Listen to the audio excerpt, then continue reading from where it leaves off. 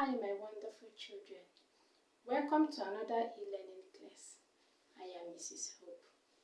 Our subject for this moment is home economics, and the topic is care and maintenance of clothing.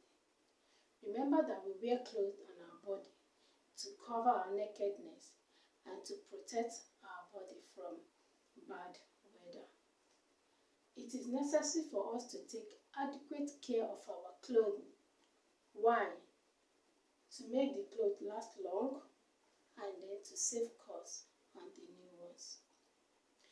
To take care of our clothes properly, we need to use the following guidelines. One is sorting. For us to take adequate care of our clothes, we have to sort our clothes before washing. Separate the dirty ones from the clean ones. And then sort the clothes according to colors. Don't take white and wash them together with the gin that brings out color.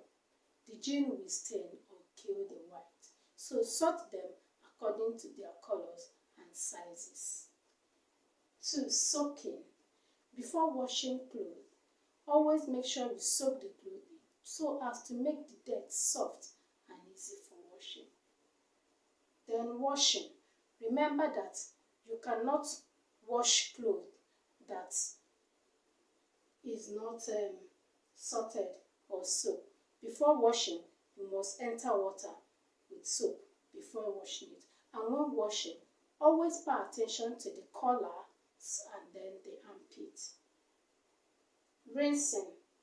Make sure that you rinse clothes very well.